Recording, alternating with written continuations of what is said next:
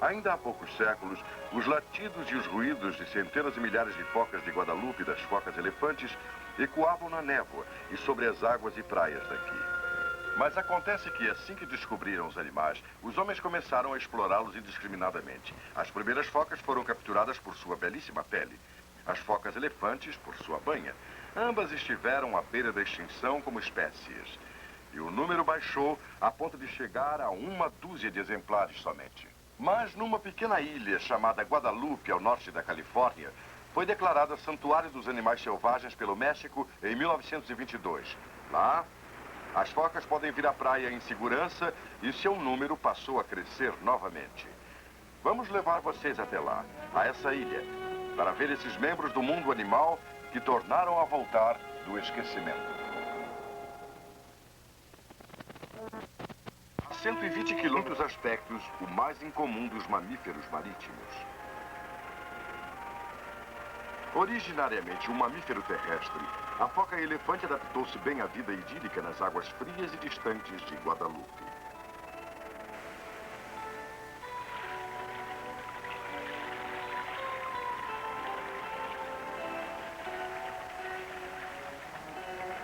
Meio desajeitada em terra, quando em seu elemento a foca-elefante exibe graça e agilidade, atributos valiosos na busca de comida no fundo do oceano. A pesca, contudo, é principalmente uma atividade noturna, e as focas-elefantes preferem passar as horas claras do dia espojando-se à vontade na praia. Este ponto congestionado contém talvez umas 40 focas. É dominado por um macho possante, facilmente reconhecível por seu tamanho maciço e a extraordinária tromba flexível. Durante a temporada de procriação no inverno, um macho deve empenhar-se em combates quase contínuos para manter o controle do seu harém.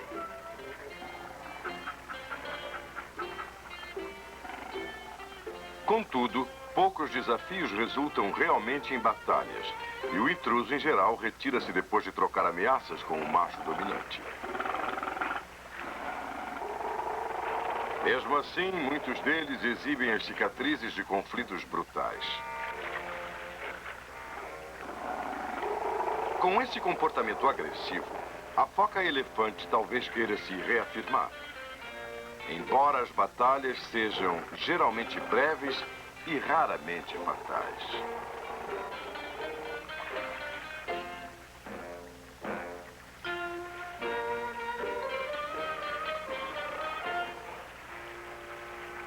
Enquanto o intruso retira-se envergonhado, o vencedor retém os despojos. As fêmeas dóceis.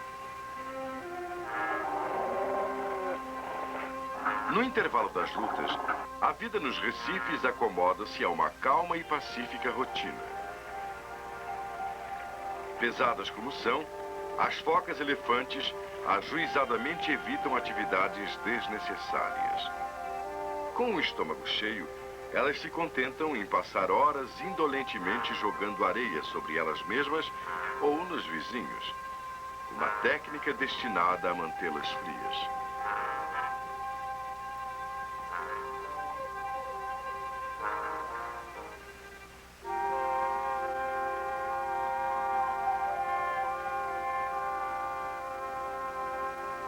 Uma foca adulta pode pesar 4 toneladas. E a maior parte desse peso é banha. Um fato que explica não só o seu indolente modo de vida, mas também a sua extinção virtual há apenas 100 anos. Em busca de óleo para combustível, os marujos russos e americanos armados de porretes chacinaram cruelmente esses animais, até que no começo do século, menos de 100 sobreviviam.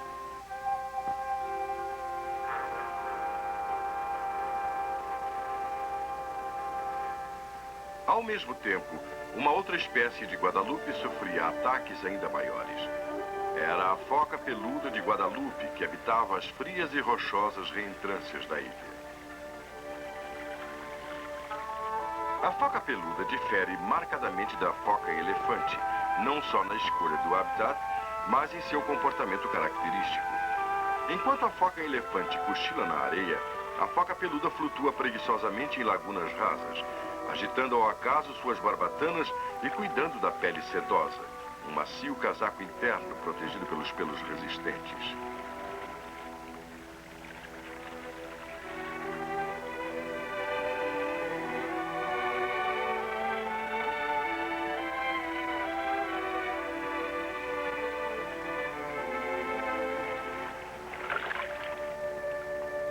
A foca peluda de Guadalupe sempre viveu aqui mesmo, criando seus filhotes por muitos milhares de anos, sem ser molestada, entre os rochedos protetores da ilha. Mas tudo isso iria mudar drasticamente no século XVIII, quando a indústria de pele de foca se ampliou. Catarina Grande botou os casacos de pele de foca em moda, e os russos apareceram. Caçadores brutais chacinaram centenas de milhares dos animais, abandonando esse comércio mais de um século depois, quando a espécie foi considerada extinta.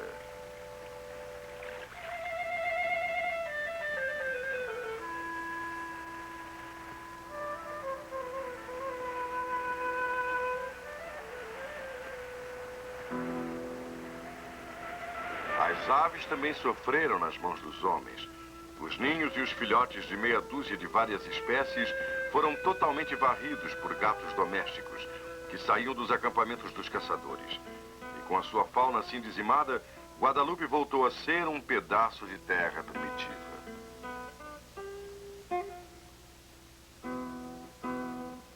Nas gargantas abrigadas, as rijas palmeiras de Guadalupe teimavam em existir. E nem os melhores botânicos explicam como elas chegaram lá. As espécies primitivas das plantas nativas, como estas flores aqui, foram virtualmente eliminadas por manadas errantes de gado, introduzidas pelos caçadores.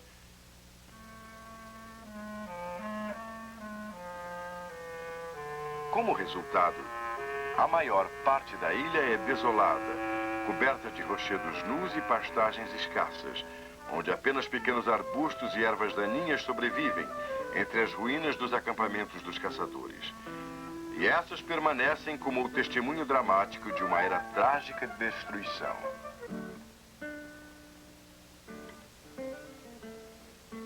Neste tanque, a banha da foca-elefante era reduzida a óleo, enquanto as paredes das choças de pedra nas proximidades preservavam os registros dos matadores de focas.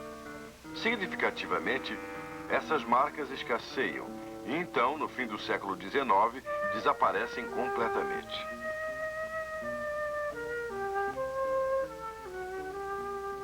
Com apenas um punhado de focas-elefantes aquecendo-se na praia e os ossos nus das últimas focas peludas ali perto, o homem cessou a matança e retirou-se, entregando a ilha uma vez mais ao lento processo de cura da natureza.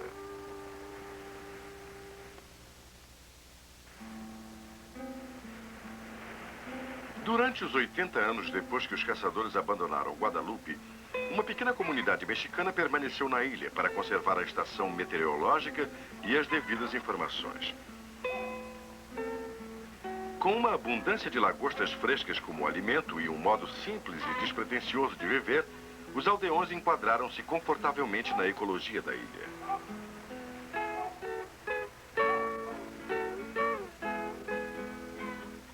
Para estas crianças, as grandes matanças do passado são apenas lendas longínquas, preservadas nas reuniões de família e histórias lúgubres para visitas ocasionais.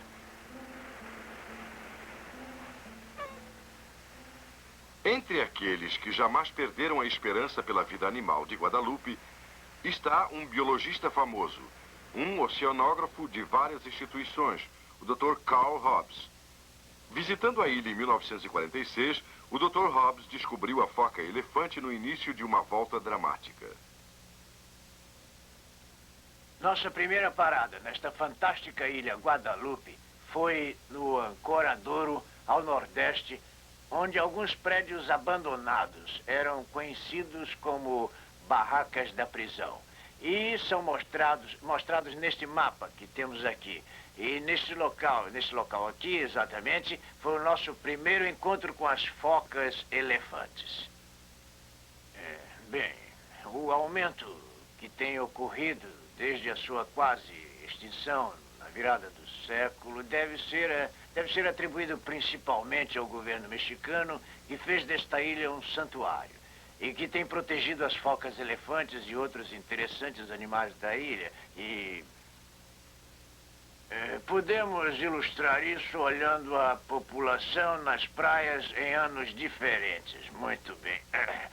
Vejamos. Esta praia aqui, na extremidade norte da ilha, abrigava apenas poucas centenas de animais ali por 1946. E quando esta fotografia foi tirada, exatamente em abril de 1957, contamos mais de 2.000. Hoje, o Dr. Hobbs calcula que mais de 13.000 animais habitam a ilha, o que indica uma autêntica explosão populacional entre as focas elefantes. Já que os tubarões e os matadores de focas eram os únicos predatórios, os animais agora multiplicam-se rápido para preencher o requisito ecológico, desequilibrado desde a sua diminuição. Em 1946, a busca da foca peluda foi encorajada e cientistas percorreram laboriosamente a área onde enormes e ásperas rochas tinham ficado lisas com o movimento de incontáveis gerações dos animais.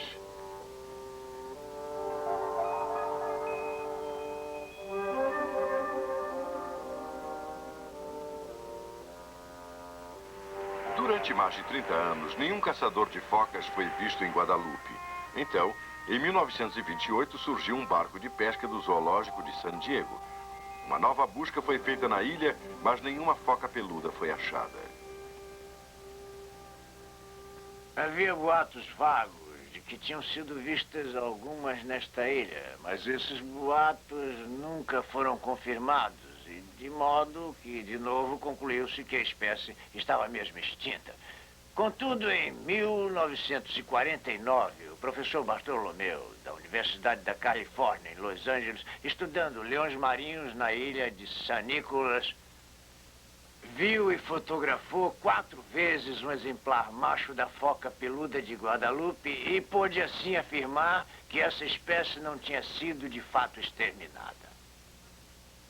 Vários cientistas se reuniram e juntos com Bartolomeu e eu formamos uma expedição à ilha Guadalupe para ver se alguns sobreviventes que não tinham sido achados ali na ilha não tinham permanecido em áreas mais remotas. Nós insistimos na procura, repetimos várias vezes as nossas saídas. Apesar disso, não achamos um único animal e chegamos a pensar que o professor Bartolomeu tinha visto o último dos exemplares. Em 1954, foi organizada outra expedição para Guadalupe, em uma região das mais rochosas, uma pequena colônia de genuínas focas peludas de Guadalupe. Este filme histórico, rodado na temporada seguinte, registrou a dramática descoberta.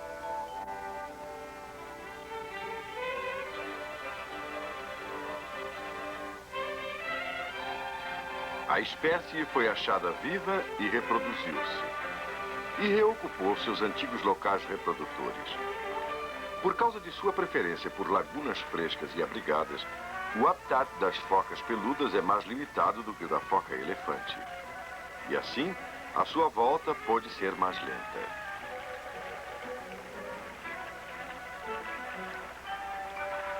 Cerca de 400 focas peludas de Guadalupe sobrevivem hoje. E estão sob rigorosa proteção internacional, com a conservação dividida entre o México e os Estados Unidos, trabalhando agora juntos para garantir que essa espécie não só sobreviva, mas prospere mais uma vez nesta ilha santuário.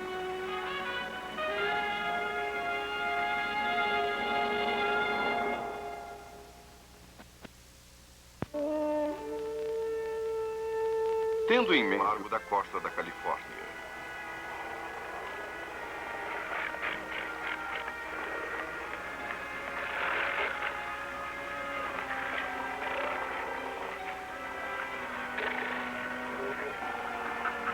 as informações desse levantamento podem ajudar a predizer o seu número e evitar desastrosas flutuações na população das focas elefantes. No propósito de pesquisar, os cientistas ocasionalmente recolhem o animal com permissão dada pelo governo mexicano. Com a foca-elefante capturada no convés, biologistas da instituição Cribson de Oceanografia preparam-se para estudar suas reações durante um mergulho profundo, simulado em uma câmara de compressão.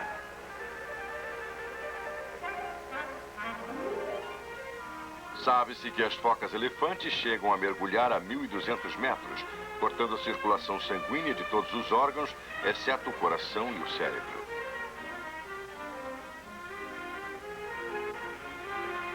Examinando as funções corporais do animal durante a compressão, os cientistas podem aprender um dia como os astronautas podem conseguir a suspensão de movimentos durante as viagens interespaciais.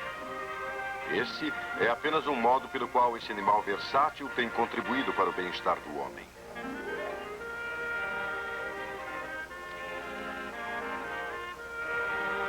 Outros cientistas interessam-se pelos peixes que vivem nas águas de Guadalupe.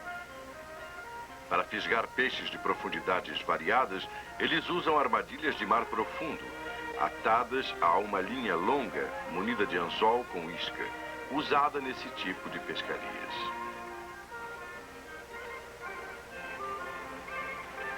A armadilha é reforçada por uma caixa de concreto com um dispositivo disparador, preparado para enviá-la à superfície depois de 12 horas.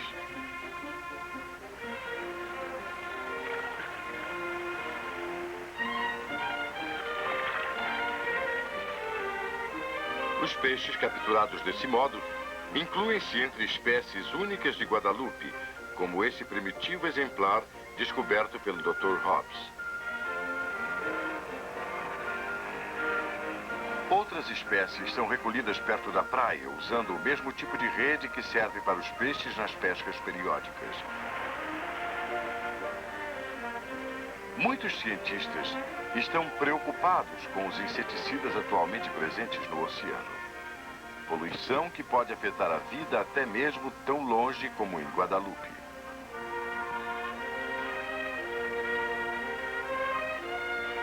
Em espécies como este minúsculo peixe-flauta, encontrou-se um alto grau de DDT, uma situação que ameaça muitas outras formas de vida na ilha.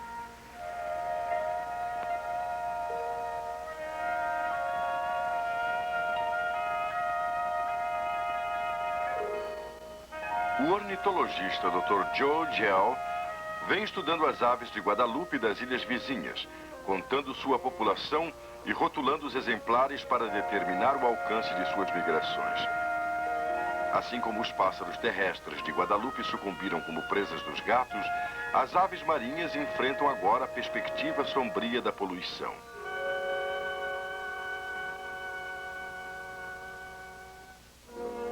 No Museu de História Natural de San Diego, o Dr. Gell examinará os espécimes, de regresso de suas excursões, incluindo os ovos de vários pássaros que se alimentaram de peixes cheios de inseticida. Os resultados dos seus exames são alarmantes. Nos anos recentes, notamos que a casca dos ovos de muitas aves marinhas está mais fina. Eis aqui um ovo de uma gaivota. Estes são ovos de pelicano pardo. O ovo normal e o ovo de casca fina. Não está bem claro se o que causa a casca fina seja o DDT. Os inseticidas que usam para plantações ou para desinfetar aviões, mais do que DDT, jamais chegam ao solo. Jogados no oceano, no plâncton comido pelos peixes, ele acaba indo depositar-se no corpo dos pelicanos pardos. O resultado disso é que os ovos saem com a casca fina. E então, assim que se sentam neles, os esmagam. Isso é o fim. O pelicano pardo, tal como conhecemos, está virtualmente extinto, porque não se podem reproduzir. Dentro de uns 10 anos, o pelicano pardo terá deixado de existir na costa da Califórnia, como já não é mais visto na maioria dos locais do Golfo do México. Parece uma pena que, depois de ter tanto trabalho criando santuários como a ilha de Guadalupe, haja homens cujos atos estejam causando problemas de poluição que causarão igualmente a destruição de muitos animais.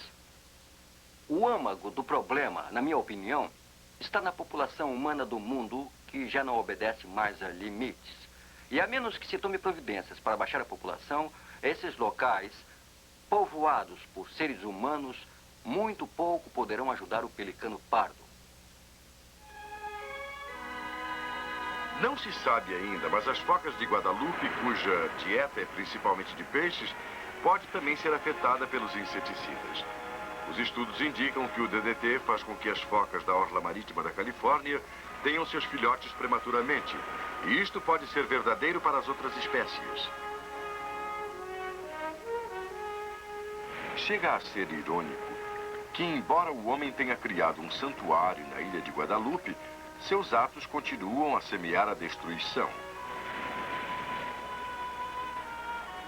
Foram precisos 7 milhões de anos para que Guadalupe se tornasse o berço das coisas vivas. O ressurgimento das focas elefantes é um fator promissor,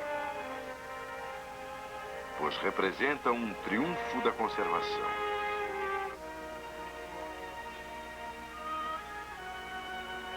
Contudo, é preciso uma vigilância de fato para garantir que eles continuem a sobreviver à matança do mundo moderno.